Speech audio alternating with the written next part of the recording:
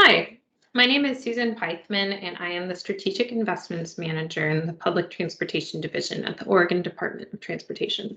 It's July 22nd, just to give you a context of when this was being recorded, and I'm here to talk to you about the public and active transportation funding in the 24 to 27 statewide transportation improvement program, also known as the STIP. So just to set a little context, in October of 2020, the Oregon Transportation Commission, the OTC, approved a strategic action plan. This action plan is intended to guide the agency decision making over in the near term in the next 2 to 3 years. Of the 10 kind of key actions, improving access to active and public transportation is one of those, with a metric of, by the end of 2023, increase the percentage of agency funding dedicated to projects and programs that improve equitable access to walking, biking, and transit. I just read what is over in the blue box, and I'm giving this context because it directly leads into the STIP funding allocations that the OTC approved in December of 2020. So the STIP is essentially most of the agency's federal funds and some state funds. And the framework that they decided upon in December of 2020 is for the 24 to 27 year time frame. I say a framework because it's in kind of bigger, broad categories, with public and active transportation being one of those categories. They decided upon a $255 million allocation, which is about a 66% and nearly $100 million increase from the 21 to 24 STIP timeframe. So a pretty big chunk of money increase. And so that's getting back to that metric by the end of 2023, increase the percentage of agency funding for projects and programs that improve equitable access to walking, biking, and transit. So then we took that $255 million and we met, recognizing that that's what we have for the public and active transportation programs of federal and state funding. However, I do have to put a little asterisk there. This does not include the statewide transportation improvement fund. That's the $100 million a year of employer tax that goes specifically for transit. So $255 million does not include that $100 million a year. So we need to break that $255 million up into some smaller programs, which I will talk about in the next couple of slides. But before we get to those sub-allocations, I want to let you know how we came to those recommendations. And so we had met with representatives from our various advisory committees, such as the Oregon Bicycle and Pedestrian Advisory Committee, the Rail Advisory Committee, representatives from the Safe Routes to School Advisory Committee, and the Public Transportation Advisory Committee, as well as the Transportation Options representative. So we met with those advisory committees to talk through kind of the programmatic needs. We also had received a significant amount of stakeholder feedback on the Oregon Transportation Commission decision that happened in that December 2020 about where the agency should be putting their money. We also looked at the needs from our various modal plans and then those strategic action plan priorities that I mentioned at the beginning. We looked at the relative availability of other funding options. So for example, I mentioned that STIF funding, Statewide Transportation Improvement Fund, $100 million for transit. So look to say, oh, there's another big chunk of money over there, but this program doesn't have any other funding source. So we looked at that balance as well. We also looked at the Public Transportation Division and other agency staff capacity to deliver this funding. So it was a nearly $100 million increase, but there was not an increase in staff capacity. So we had to be really smart on on where we had capacity to deliver the projects and be able to make good on the increase in funding. So here's the breakdown of the 5 programs under kind of the public transportation options funding. So we have a mass transit amount for 12 million. We have an older adults and people with disabilities at 50 million. a transit vehicle replacement, and that's a new program that we intend to focus on the incentivize electrification and low emission vehicles. We also have transportation options is 7.5 million. That's actually a big increase from the 21 to 24 amount, with the intention of supporting a statewide implementation of more employer programs that encourage a reduction in like drive alone trips. So like how do employers encourage walking, biking, transit, and carpooling? And then $1 million for facility rail planning and design for our Amtrak. So then we also have pedestrian bicycle funding. So it's 20. So that first line, the ODOT PED bikes 1%. That's a program that we also call the Sidewalk Improvement Program, the SWIP. So this is our required money. All cities, counties, and ODOT are all required to spend at least 1% of their state gas tax funding, their highway fund money on pedestrian and bicycle facilities. So we just, for transparency's sake, we pull that out as a line item there. And so this is state money that goes to the state system. We also have that second line down, we have a community path allocation. So this is a grant program that is for local agencies.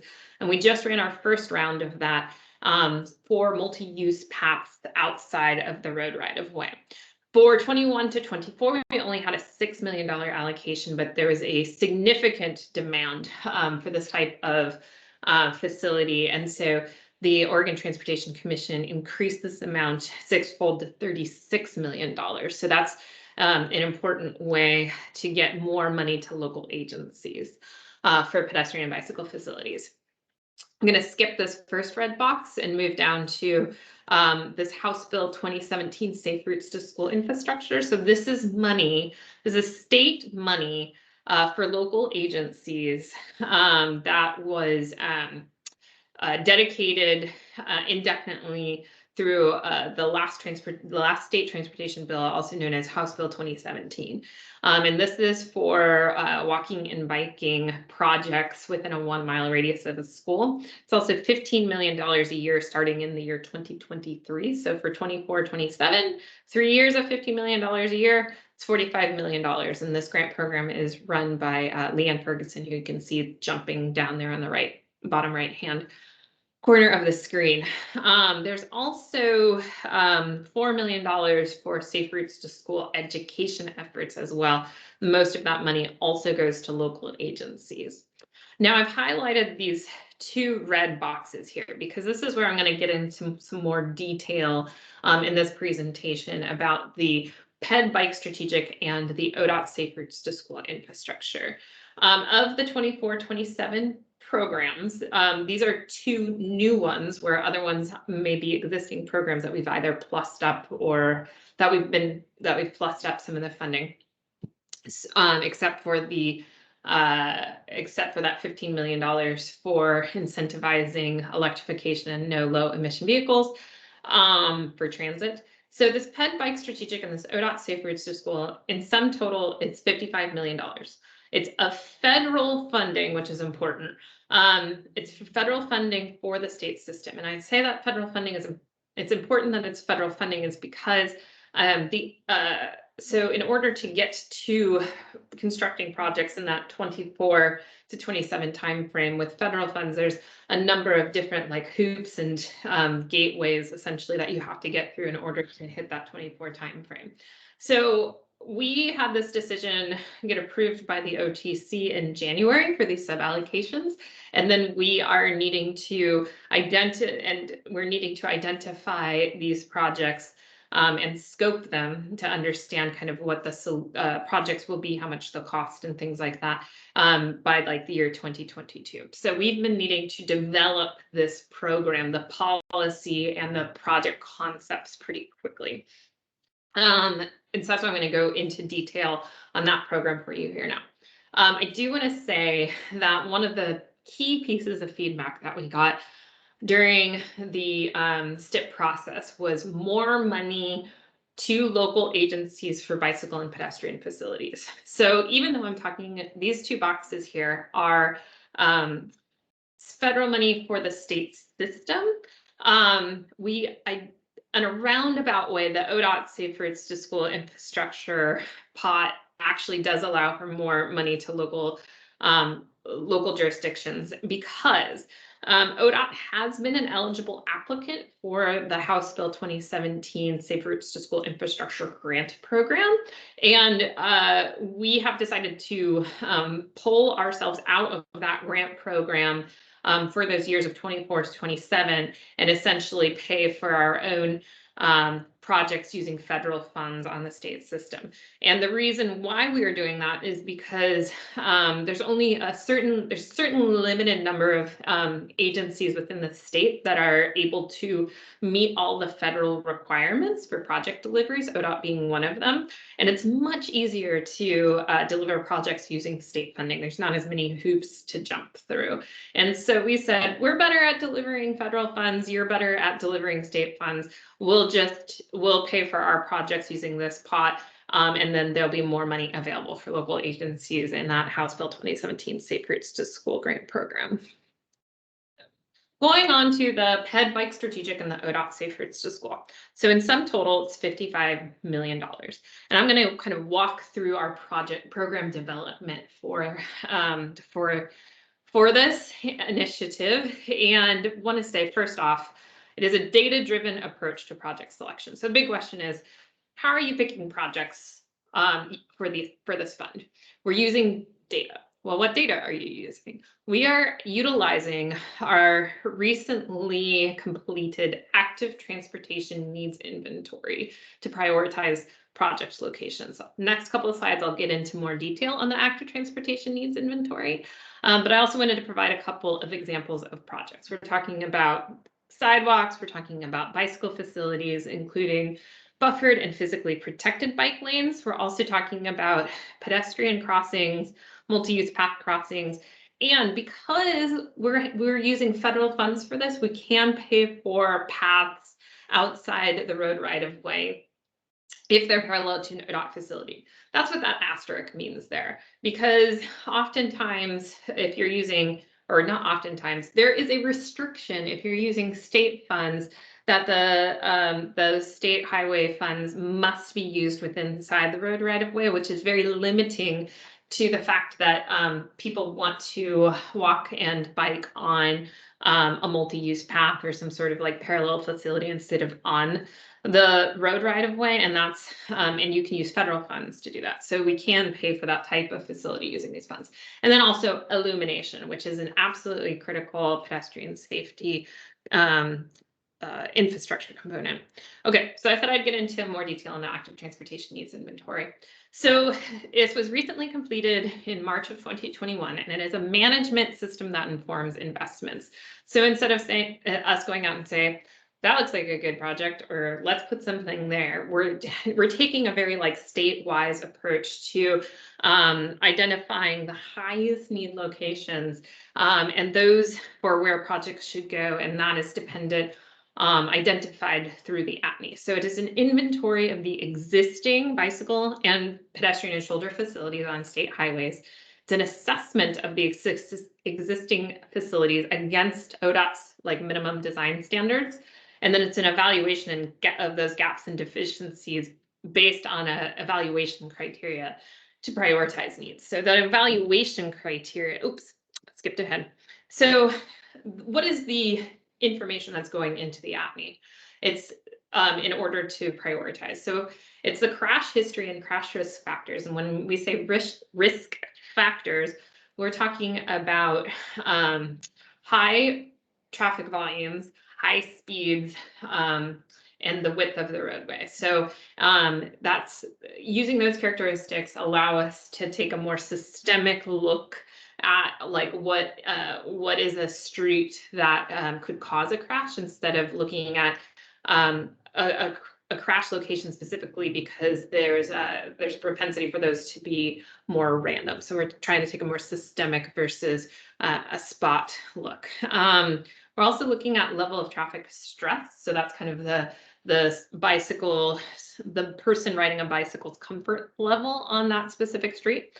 Looking at access to transit and essential destination, whether or not it fills a gap in the system, whether or not it's in a or whether how the location ranks on our transportation disadvantaged index. Also looking at health, tourism, economic development, such as is the location along a scenic bike route? And then if a need has been identified in a local plan and existing presence and condition of the facility. So then we take all that information and we weight it based on, so we take those evaluation criteria and we weight them. So looking at safety as number one, equity closely after, looking at that connectivity, demand, and those are those access criterion, the existing conditions, and then stakeholder input by whether or not something is in a local plan, and if it is in a local plan, how much of a priority it is. So that's the ATNI. That ATNI information is helping us guide, is guiding the project selection for the Ped Bike Strategic and the ODOT Safe Routes to School. And so here is kind of outlining our strategy for that project selection. First, overall, we're looking at the highest need locations first. And so that is saying what is at those of the ATNI on looking at the state system with a myriad of needs, just more needs than we have money for. How are we going to prioritize those highest need locations first? I also mentioned about federal funds. Federal funds are harder to deliver, or basically require more hoops, more staff time than state funds. And so a project needs to be appropriate for a federal fund. And that means basically like, how large is it? Basically, the larger the project, the more applicable it is to use federal funds. Also looking at the cost effectiveness of the project and project readiness, like how ready is it to go? Can we confidently say that we're going to get this project on the ground during that 24 to 27 timeframe? We also wanted to leverage. So we weren't just leveraging for leverage sakes. And when I say leverage, I mean, you know, oh, there's a repaving project there. Like, let's add bike lanes and crosswalks. That's great. But we want to make sure that the leverage opportunities are happening in those highest need locations. And so what we've been doing is we've been going around the agency, working with different funding program managers, such as our Fix-It program, our ADA program, and our ARTS, which stands for All Roads Transportation Safety, to say, hey, what projects do you have planned for 24, 27? And then we mapped them to say, okay, so these projects are in the top 10% of our ATNI. That's fantastic. That would be a great project to leverage. And it turns out our ADA program, a lot of their locations are in the top 10% of our ATNI, and adding sidewalks and crossings into a curb ramp project just makes sense. So that's a great leverage opportunity. Outside of those leverage opportunities, we looked for standalone projects, but only at the very 1 to 5% of those ATNI need locations, with an emphasis on bundling projects such as like a number of crossings on a corridor. Of the $55 million, 10% of that is dedicated for safe routes to school projects. So what we did is we are utilizing some of our unfunded safe routes to school applications from that House Bill 2017 infrastructure grant program that I mentioned, where ODOT had been an applicant. So we were saying, okay, so some of these weren't funded, so let's just let's add them to our list as long as they're in the top 20% of the ATNI. We also let's see. So So then we're taking this 300-ish% list of all these ideas, and we're working, we're getting feedback from within the agency on just kind of the reality of this, like how ready is the project, like should this be the right funding source, all of these things. And then we're looking at a review of those project concepts for readiness, and if it's large and complicated enough for federal funds. And then 24, 27, that's pretty far away, and so we want to make sure that we want to get creative and do whatever we can do to the projects that we're selecting now, that they get in on the earlier end of 24 to 27, which includes kind of moving some of the projects for the preliminary engineering phase into 21 to 24. So that's our strategy for the PED Bike Strategic Safe Route, ODOT Safe Routes to School Fund. And so we're in the stage right now on public involvement where we're basically in Inform. We're working on transparency in the project selection process. Is kind of my purpose here today, is to tell you how we're selecting these projects.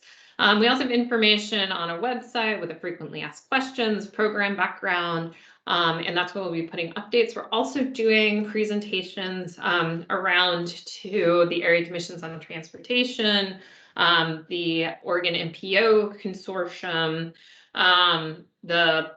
our advisory committees that I mentioned earlier that are staffed through the Public Transportation Division, Association of Oregon Counties, League of Oregon Cities. So we're just trying to get the word out on to help with the transparency in the project selection process.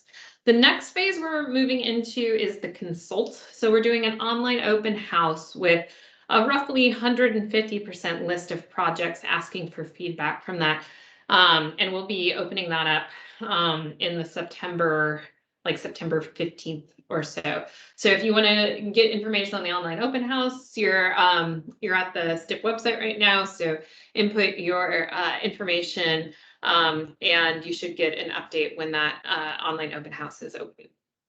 And then we're going back to the area commissions on transportations and the advisory committees in kind of the August to October to talk about what projects are on the 150% list and inform people about the open house and any next steps. So here's my contact information. Again, I'm the Strategic Investments Manager, and thanks for following along.